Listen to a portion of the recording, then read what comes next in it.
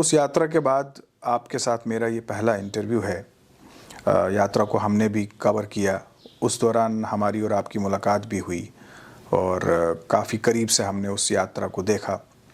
बेशक उस यात्रा को काफ़ी वक्त जो है वो हुआ होगा, लेकिन जम्मू कश्मीर के हवाले से आप उस भारत जोड़ो यात्रा को किस हवाले से देखते हैं? मुझे लगता है कि पूरे हिंदुस्तान में अगर किसी आदमी की पॉपुलैरिटी का ग्राफ नंबर 1 पे वो राहुल गांधी जी है। लेकिन चेक करो। लेकिन सर्वे तो कुछ और ही बताता है। सारा गोदी मीडिया का सर्वे है, वो सारे चैनल जो है खरीदे हुए हैं।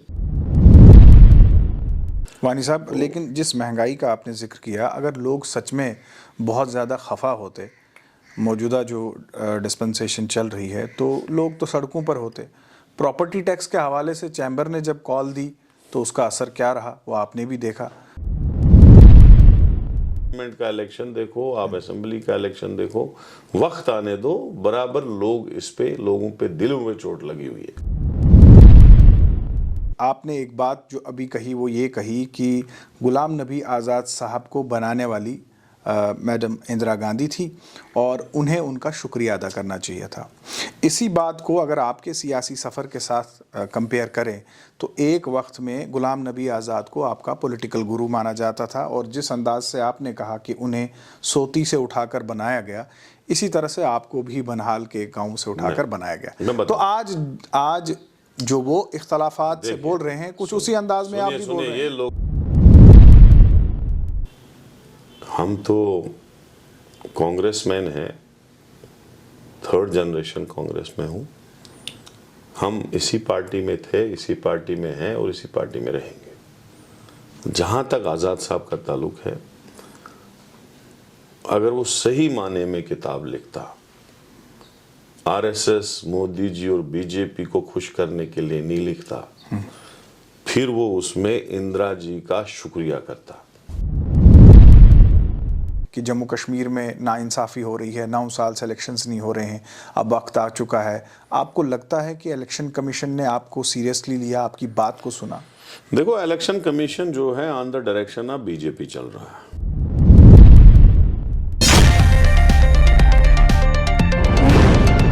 न्यूज़ नाउ देखने वाले सभी दर्शकों का स्वागत है। आप देख रहे हैं स्पॉटलाइट, मैं हूं फ़हीम। 5 अप्रैल 2023 को गुलाम नबी आज़ाद अपनी किताब का इनेकाद करते हैं और इस किताब के आने के बाद ही सियासी गलियारों में बहुत सारी चर्चाएं होती हैं और इसमें बहुत सारे ऐसे पहलू हैं जो पहलू सीधा जम्मू कश्मीर और जम्मू कश्मीर की सियासत के साथ जुड़ता है। हमारे साथ आज जुड़े हैं जम्मू कश्मीर प्रदेश कांग्रेस कमेटी के चीफ वकार रसूल वानी साहब। इनसे बात करेंगे कांग्रेस के हालात और विज़ इस किताब के हवाले से भी इनसे हम बात करेंगे। वकार रसूल वानी साहब, प्रोग्राम में आपका स्वागत है। Thank you. सब देखने वालों का शुक्रिया, आप भी इंटरव्यू करने आए।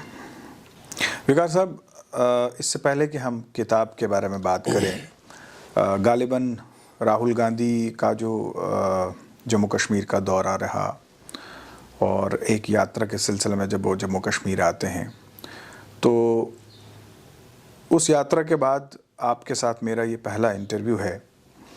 यात्रा को हमने भी कवर किया, उस दौरान हमारी और आपकी मुलाकात भी हुई और काफ़ी करीब से हमने उस यात्रा को देखा। बेशक उस यात्रा को काफ़ी वक्त जो है वो हुआ होगा, लेकिन जम्मू कश्मीर के हवाले से आप उस भारत जोड़ो यात्रा को किस हवाले से देखते हैं? देखो, यात्रा जो हमें एक्सपेक्टेशन थी उसमें लोग आएंगे, उससे 100 टाइम्स ज़्यादा लोग आए। और आप ये भी देखेंगे कि जब भी कोई बड़ा लीडर किसी भी पार्टी का किसी भी जगह आए तो उसके लिए पहले ही महीना 1.5 महीना पहले से प्रिपरेशन होती है जी। और उस बड़े लीडर को 2 या 4 घंटे वहाँ पे आना होता है, उसके जलसे की तैयारी होती है, बाकी चीज़ें होती है। लेकिन राहुल जी के लिए हमने जो तैयारी की थी वो मतलब पर डे कोई तैयारी नहीं कर सकता है ना, पर घंटा भी नहीं तैयारी कर सकता है। ये यात्रा रात दिन का काम था और 10-12 दिन ये चली। तो मेरे कहने का मतलब है कि खुद लोग आए, कोई ट्रांसपोर्ट नहीं लगाया हमने, कोई बंदा नहीं लगाया। तो ये इस बात की अक्कासी करता है कि किस तरीके से, किस तर्ज से हमारे लोग राहुल जी से प्यार करते हैं। हम ही नहीं बल्कि देश के पूरे लोग। उनका सफर जो है वो लगभग 4,500 किलोमीटर रहा। तो 4,500 किलोमीटर में किस तरीके से करोड़ों लोगों ने उससे मिला, उनसे बातें की, उनको अपने दुख दर्द शेयर किए। बेरोजगार नौजवान मिले, हमारी महिलाएं मिली, हमारे स्टूडेंट्स मिले, हमारे बुजुर्ग मिले, किसान मिले, एनजीओज मिले, हर एक तबके का आदमी उससे मिला, अलग अलग पार्टियों के लोग मिले। तो इस बात का दर्शाता है कि क्या फेम राहुल गांधी की है। और जब वो जम्मू से निकले, बनिहाल से कश्मीर पहुंचे, तो जहां प्रशासन ने 200 या 400 सिक्योरिटी के पुलिस रस्सी लेके पकड़े थे जी, उनसे कंट्रोल ही नहीं हो पाया।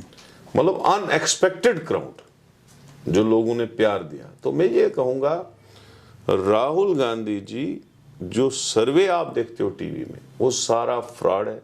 मुझे इस भारत जोड़ो यात्रा को देखने का मौका राजस्थान में भी मिला, दिल्ली में भी मिला, जम्मू कश्मीर में तो मैं साथ ही था, ऑर्गेनाइजर था यहाँ। तो मुझे लगता है कि पूरे हिंदुस्तान में अगर किसी आदमी की पॉपुलैरिटी का ग्राफ नंबर 1 पे है, वो राहुल गांधी जी है। लेकिन चेक करो। लेकिन सर्वे तो कुछ और ही बताता वो है। सारा गोदी मीडिया का सर्वे है, वो सारे चैनल जो है खरीदे हुए हैं। आप एनडीटीवी एक थोड़ा जो है वो न्यूट्रल था, लेकिन उसको भी अडानी ने खरीदा। वो सारा गलत है। आप साउथ में देखो, जितनी भी साउथ की स्टेट है उनमें मोदी जी का नाम भी नहीं कही, कोई उसको मतलब उतना कोई चाहत नहीं है लोगों को। इसी तरह से नॉर्थ की बात करो, बिहार में देखो आज की हालात क्या है, यूपी में देखो आज की हालात क्या है। अगर कोई आदमी जिसको पूरा हिंदुस्तान चाहता है, युवा चाहते हैं, लेडीज जो हमारी महिलाएं हैं वो उस पर ट्रस्ट करती हैं, तो वो राहुल गांधी है। आप इंडिपेंडेंट सर्वे करवाओ किसी इंटरनेशनल ऑर्गेनाइजेशन से या चैनल से, आप देखोगे राहुल जी का ग्राफ कहीं होगा और मोदी जी का ग्राफ कहीं। विकार साहब, लेकिन यात्रा की टाइमिंग्स को लेकर जो है वो बहुत सारे सवालात उठाए गए।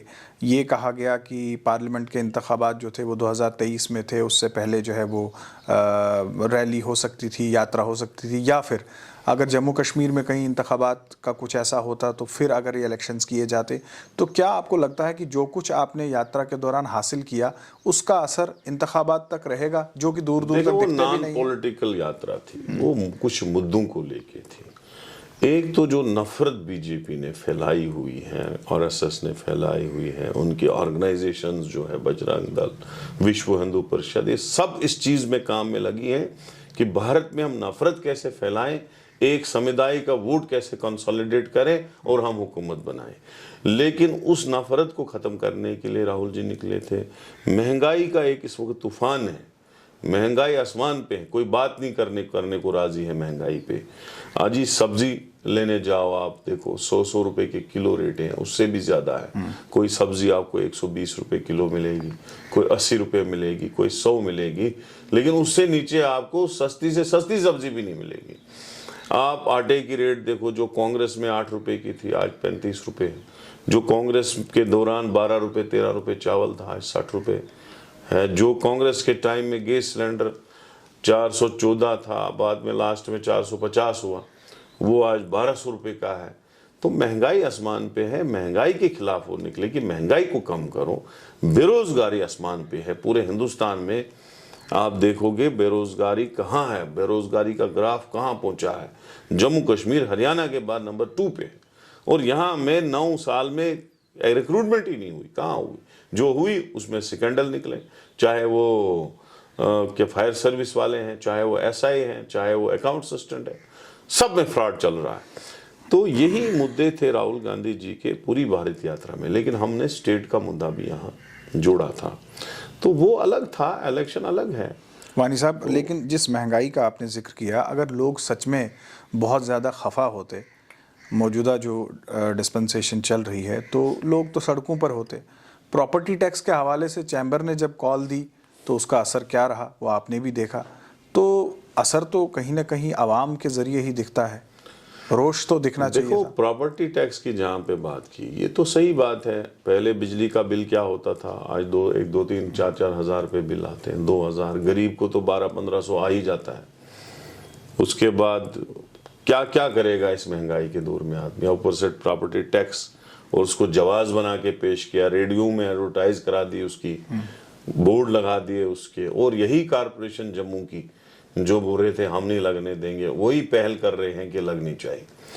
तो बोझ तो है लोगों पे, लोगों को समझ आ रहा है। नहीं, ऐसा नहीं है। लोग तो कहीं वक्त आने इजहार ही दो, नहीं कर रहे। आप पार्लियामेंट का इलेक्शन देखो, आप असेंबली का इलेक्शन देखो, वक्त आने दो, बराबर लोग इस पे, लोगों पे दिलों में चोट लगी हुई है। लोग हमसे बात करते हैं कि लोगों को क्या परेशानी है, बेरोजगार नौजवानों को क्या परेशानी है, जो महिलाएं घरों में बैठी हैं जिनको महंगाई से बड़ा दुख है, उनकी क्या पर सारा कुछ सामने आएगा। जब आगे इलेक्शन आएगा तो इस चीज़ का तो सारा कुछ भुगतना पड़ेगा बीजेपी को।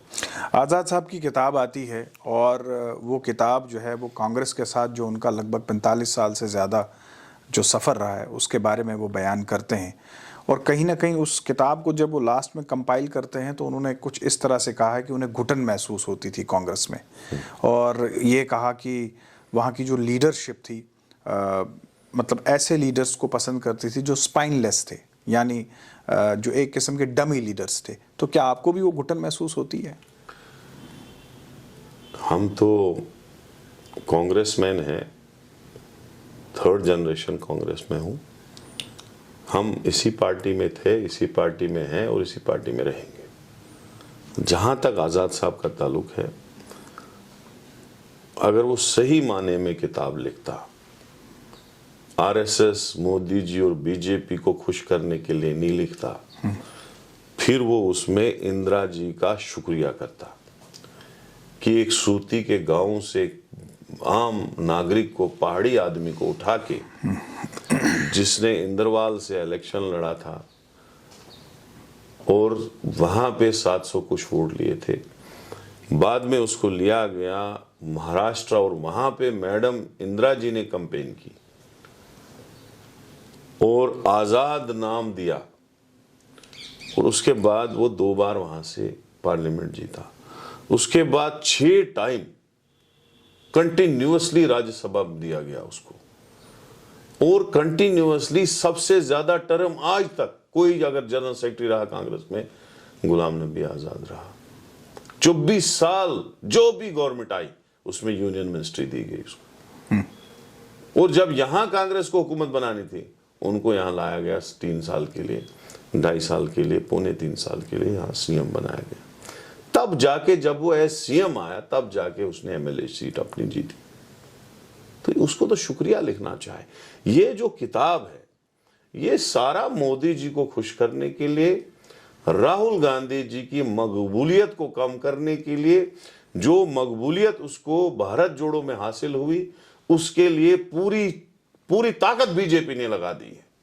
उसमें ज्योतिरादित्य सिंधिया है और खासकर गुलाम नबी आजाद, जो आज वो गुण गा रहा है, वो नागपुर से उसको गुण मिल रहे हैं।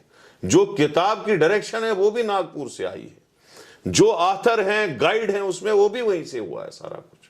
आप पढ़ो लिखो उसमें। मैं लोगों को कहना चाहता हूं, वो जो एक्सक्यूज दे रहा है कि मेरे पास मकान सिक्योरिटी की वजह से है, फिर राहुल गांधी की कैटेगरी सिक्योरिटी की उससे ज्यादा है, उसका Z++ है। पीएम तो एसपीजी में आता है, उसके बाद राहुल गांधी की सिक्योरिटी है। फिर रात को वो उसको पार्लियामेंट से डिस्क्वालीफाई कर रहे हैं तो सुबह उसका मकान ले रहे हैं। और गुलाम नबी आजाद साहब का मैं इंटरव्यू देख रहा हूं, वो कह रहा है तो क्योंकि वो मोदी जी की मुखालफत कर रहा है राहुल गांधी, कल जो उसने आज आपकी अदालत में दिया, क्योंकि वो मोदी जी की बहुत ज्यादा मुखालफत कर रहा है, उसके लिए कुछ तारीफ भी करने पड़ते, खुद ही कह रहा है कि मैं मोदी जी की तारीफ कर रहा हूं, बीजेपी की तारीफ कर रहा हूं, बीजेपी की गोद में बैठा हूं, बीजेपी की बी टीम बना के जम्मू कश्मीर में आया हूं, तो मुझको मकान भी है, मुझको हर चीज है, मुझको जम्मू कश्मीर में भी प्रायोरिटी मिल रही है, पूरी गोद में बैठ गया है आरएसएस के। और राहुल गांधी, उसके लिए तो तारीफ करने पड़ते हैं, वो मुखालफत करेगा तो क्या उसको मकान रखेंगे? वकार साहब, क्या मतलब यही है कि अपोजिशन को आप कोई जगह नहीं दोगे, विकार रसूल मुखालफत करोगे तो मेरे लिए कोई भी बंदोबस्त नहीं होगा सरकार। वकार साहब, इस पहलू पे थोड़ा सा हम आगे बात करेंगे। आपने एक बात जो अभी कही वो ये कही कि गुलाम नबी आज़ाद साहब को बनाने वाली मैडम इंदिरा गांधी थी और उन्हें उनका शुक्रिया अदा करना चाहिए था। इसी बात को अगर आपके सियासी सफ़र के साथ कंपेयर करें तो एक वक्त में गुलाम नबी आज़ाद को आपका पॉलिटिकल गुरु माना जाता था और जिस अंदाज से आपने कहा कि उन्हें सोती से उठाकर बनाया गया, इसी तरह से आपको भी बनहाल के गांव से उठाकर बनाया गया। तो आज जो वो इख्तलाफात से बोल रहे हैं, कुछ उसी अंदाज में आप भी बोल रहे हैं। ये लोगों को गलतफहमी है, ऐसा कुछ नहीं। 20 साल मेरे अंकल डिस्ट्रिक्ट प्रेसिडेंट सोनाउल्लाह बानहाली रहे कांग्रेस पार्टी के चुनाव वैली की जी। वही सोनाउल्लाह बानहाली ठाठरी से पैदल गया, गुंदो में रहमतुल्लाह भट्ट साहब को ब्लॉक प्रेसिडेंट बनाया कांग्रेस का, जो आजाद साहब के वालिद थे। ये मुझे सोनाउल्लाह साहब बानहाली से मिला। उसके बाद चलते चलते सफर, मेरे वालिद, उसके बाद मैं 98 में मैंने ज्वाइन किया youth Congress, district vice president youth Congress में बना। 2002 में मैं ब्लॉक प्रेसिडेंट बना। 2003 में मैं यूथ कांग्रेस का स्टेट वाइस प्रेसिडेंट बना। इसमें कोई हाथ आजाद साहब का नहीं। उसके बाद में 2005 में मुझे म्युनिसिपैलिटी की टोटल 3 टिकटें मिली। 7 पे मैंने इलेक्शन लड़ा और 7 की 7 जीती, खुद चेयरमैन बना। चेयरमैन बनने के बाद आजाद साहब को 6 महीने के बाद पता चला कि विकार रसूल म्युनिसिपैलिटी का चेयरमैन बना है।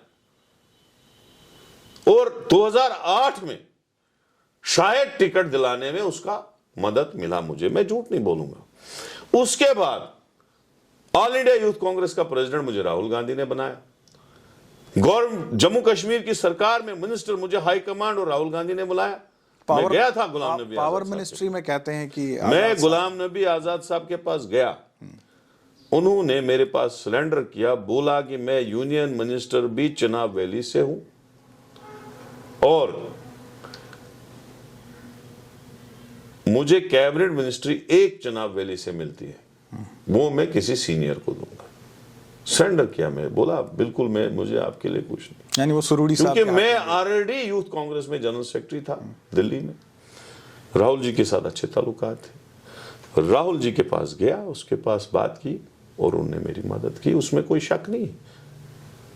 और उसके बाद 14 का इलेक्शन खुद अपने दम पे जीता, चीफ व्हिप रहा पार्टी का। आज पीसीसी प्रेसिडेंट हूं, राहुल गांधी का शुक्रिया करता हूं जिनने मुझे बनाया, सोनिया जी का शुक्रिया अदा करता हूं जिनके पेन से मेरा ऑर्डर निकला। I am a true Congress में, 65 साल से हम कांग्रेसी है, हम क्यों किसी की वजह से पार्टी छोड़े। तो जितना उन्होंने किया, गुलाम नबी आजाद साहब ने पार्लियामेंट इलेक्शन लड़ा, 29,500 लीड विकार रसूल ने दी बानहाल से, सबसे ज्यादा लीड मेरी थी पूरी 17 कॉन्स्टिट्यूंसियों में। जितना उन्होंने किया उतना हम भी किया। जब G23 में उनको वहां पे प्रॉब्लम हुई तो मैंने 3 जलसे किए, उसको बनियाल में, रामन में और संगलदान में। अपने घर का एक एक पैसा बजट लगा दिया उसके जलसों में।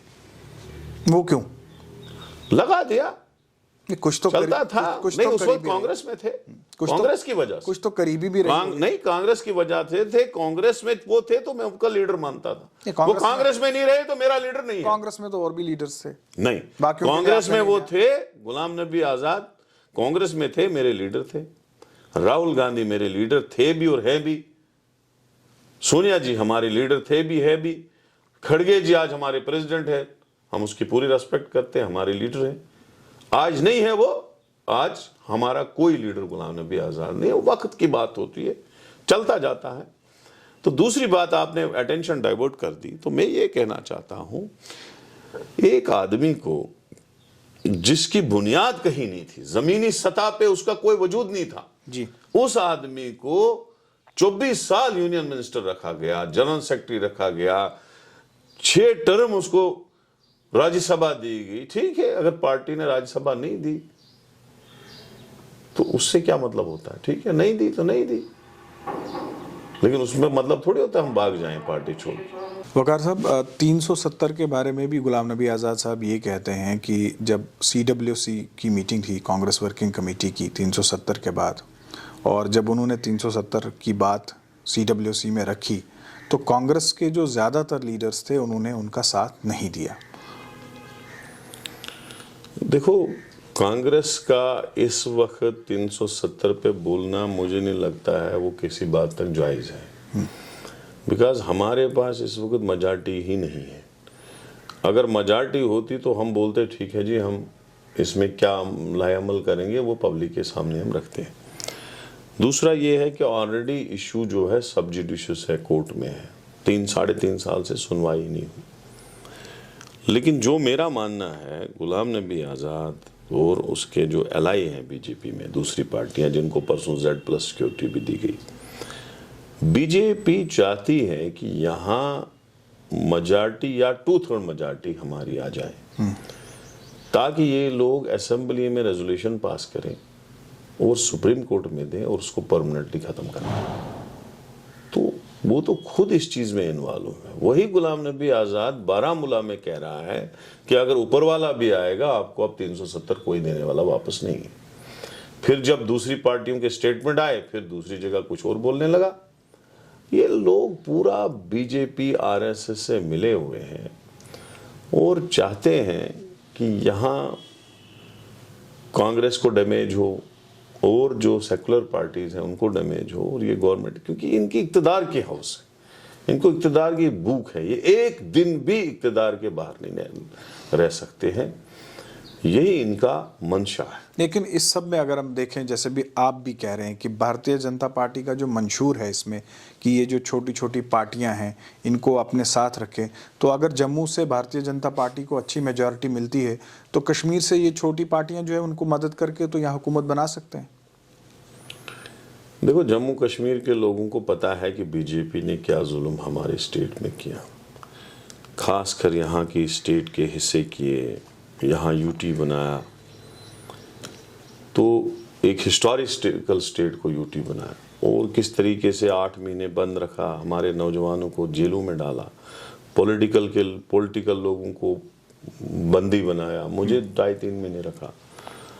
तो बीजेपी के सारे जुल्म लोगों को पता है, लोग खामोश हैं। लोग इसका जवाब वोट से जरूर देंगे, हमें यकीन है। वो नमूना आपने देखा होगा उस वक्त जब राहुल गांधी आए, किस तरीके से लोग निकले, मतलब एक डर के माहौल से बाहर निकले, एक डरा हुआ माहौल यहाँ पे रखा गया है। लेकिन जब लोग पोलिंग स्टेशन में जाएंगे उस वक्त उनको बीजेपी मिले या बीजेपी का एलाई मिले, उनको लोग बख्शने वाले नहीं हैं। यहां इंशाअल्लाह और रहमान कांग्रेस या उनकी हमारी एलाई सेकुलर पार्टीज ही आएंगी और कुछ नहीं आएगा। यही आप देख लेना, इलेक्शन में इनकी बुरी हालत होने वाली है। लोग एसेस कर रहे हैं, जब से गुलाम नबी आज़ाद आया मोदी जी की तारीफ कर करके वो थकता ही नहीं, और जिस गांधी फैमिली ने उसको इतना दिया, राजीव जी ने कितना दिया, राजीव जी के टाइम, फिर मैडम सोनिया गांधी ने 22 साल उसको, LOP हारने के बाद भी 7 साल रखा, तो उसके बाद भी वो बीजेपी के लिए कैसे बैटिंग कर रहे हैं इस वक्त, वो सारा लोग देख रहे हैं। और मुझे यकीन है कि जब ये वो वक्त आएगा, लोगों को अगर बीजेपी नहीं मिला तो उसको LI को नहीं छोड़ेंगे। जैसे मैं कश्मीर की बात कर रहा हूं जी, या मुस्लिम डोमिनेटेड एरियाज की मैं बात कर रहा हूं, लोग तो बदला इनसे जरूर लेंगे, लेकिन अगर बीजेपी नहीं मिली तो LI को नहीं छोड़ेंगे। ये आप देख लेना, यही सिचुएशन होगी, यही इलेक्शन होगी। आज मेरी बात नोट करके लिखो, लोगों के अंदर गुस्सा है, जो सख्ती इस वक्त मुलाजमों को है, जो इस वक्त परेशानी आम गरीबों को है, बेरोजगार नौजवानों को है, डेली वेजर दर बदर सड़कों पे, NRHM दर बदर, इतनी महंगाई, इतना सब कुछ, बेसुकूनी, हमारी स्टेट छीनी गई। 9 साल से कोई आदमी सेक्रेटरी नहीं जा सकता है, कोई है ही नहीं वहां हमारा सुनने वाला, कोई कोई यूपी से है, कोई बिहार से है, कोई मध्य प्रदेश से है, कोई गुजराती है। अब तो गुजराती ठग भी जम्मू कश्मीर आ रहे हैं। तो ये लोग जो है इन्होंने खत्म करके रखा है स्टेट को।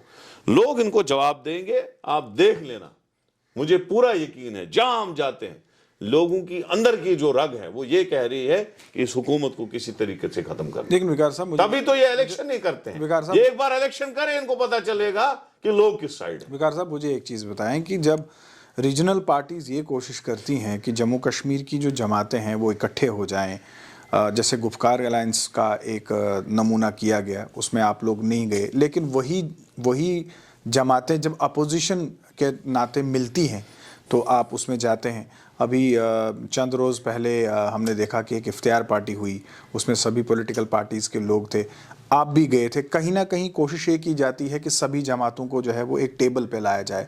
तो क्या रीजनल पार्टीज़ के साथ जुड़कर जम्मू कश्मीर में सियासत नहीं हो सकती है? कांग्रेस ये मुनासिब नहीं समझती है? और कल को अगर अलायंस की बारी आती है तो आपको तो कहीं ना कहीं किसी रीजनल पार्टी के साथ जाना होगा। हम देखो, अभी तो इलेक्शन जब आएगी तब वो बात करेंगे। ऐसे तो हम इकट्ठे हैं, मुद्दों पे इकट्ठे हैं। जब 25 लाख वोटरों की बात हुई तो हमने पूरी एजिटेशन लड़ी, उसके खिलाफ लड़ाई लड़ी। अभी हमारी ऑल पार्टीज जो है इलेक्शन कमीशन से मिलने गई, वहाँ पे डिमांड की कि भैया 9 साल से आप जिस स्टेट में आप चाहते हो वहाँ इलेक्शन करते हो, लेकिन यहाँ आप 9 साल से नहीं कर रहे हो। वाई? इलेक्शन करो।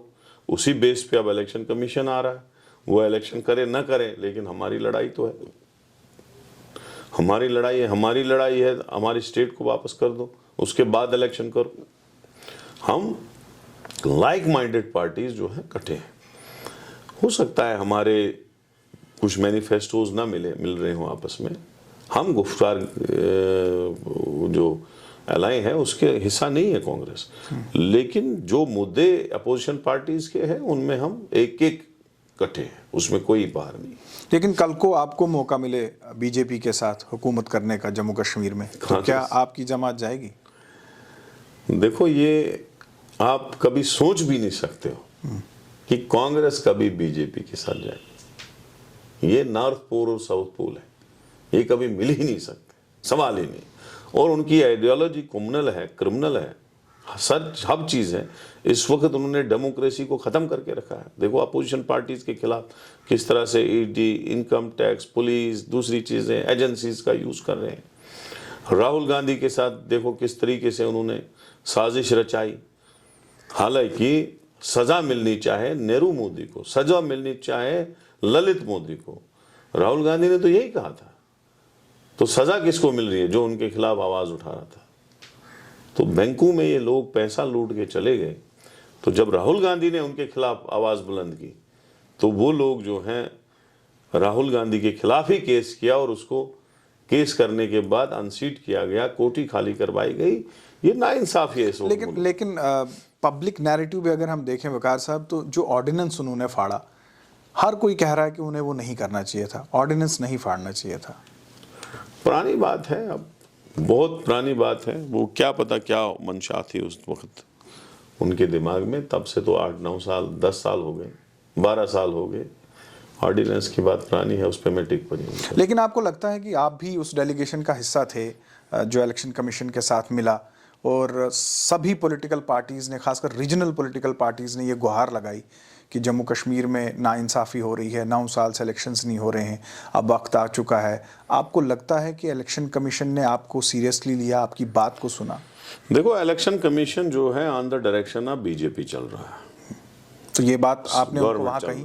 नहीं, हम नहीं, मैं तो वहाँ उस पार्ट ऑफ डेलीगेशन नहीं था, हमारे रिप्रेजेंटेटिव थे जी। अलबत्ता हम भी तो कम से कम जाएं, कम से कम मीडिया में आए कि भैया ये क्यों नहीं कर रहे हैं, कम से कम उनका एक्सपोज तो करें। एक साइड से आप बोल रहे हो कि हमने हालात सुधारे, कश्मीर में ऐसे कभी हालात थे नहीं। दूसरी साइड से आप बोल रहे हो जब इलेक्शन करने की बारी आती है बोलते हो हालात खराब है। जहां हिमाचल में इलेक्शन 5 साल हुए नहीं थे तो आपने इलेक्शन किया, गुजरात में 5 साल हुए नहीं थे तो आपने इलेक्शन किया, कर्नाटका में इलेक्शन अनाउंस हुआ। तो जम्मू कश्मीर के साथ क्यों सौतेली माँ का सलूक, ये बताने के लिए हम गए थे, बाकी और कुछ नहीं था। विकार साहब, आपने वक्त दिया, हमारे साथ बात की, आपका बहुत बहुत शुक्रिया। थैंक यू, बहुत बहुत शुक्रिया। तो ये थे जम्मू कश्मीर प्रदेश कांग्रेस कमेटी के चीफ विकार रसूल वानी, और मुख्तलिफ मुद्दों पे हमने इनसे बात की। एक बात जो साफ इन्होंने की वो ये कहा कि जम्मू कश्मीर के लोगों के दिलों में बहुत ज़्यादा रोष है, और आइंदा वक्त में जब भी जम्मू कश्मीर में इंतखाबात होंगे तो लोग अपने गुस्से का इजहार जो है वो वोट से करेंगे। आज के प्रोग्राम में बस इतना ही, इजाज़त दीजिए, आदाब।